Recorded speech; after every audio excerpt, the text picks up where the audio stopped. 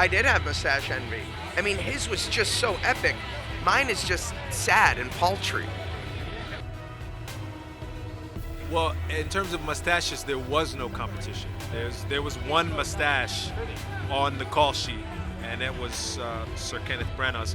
Because my mustache, I grew for weeks and weeks, and it still looks like, you know, I just hit puberty. Just. So there was no competition with that.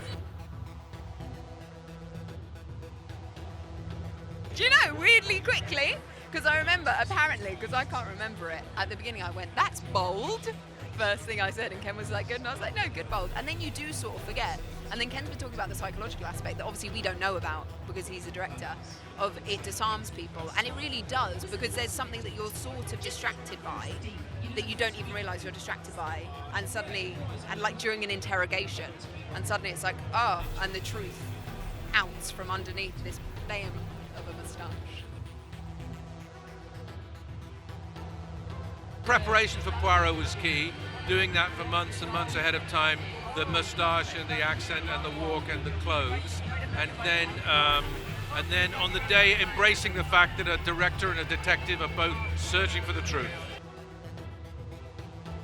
It's hell working with Ken Branagh. It's complete hell. That's why I've worked with him 10 times. It was. I couldn't believe that it had. I couldn't believe that it had happened. Like, I got the call and I was like, "Are you sure? Is this like a dream?" And then every day I was just blown away. And then it felt very wonderful and relaxed, and that in itself was wonderful because I didn't expect that going in. Just so lucky. He's one of us. He knows what actors, what most actors need or what most actors are interested in. So he's really good at getting people involved, making them feel loose, and having them do their best.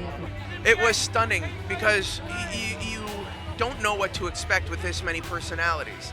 But it was apparent to us on day one that this group just clicked. And there was a camaraderie that was exceptional. And we all made each other laugh.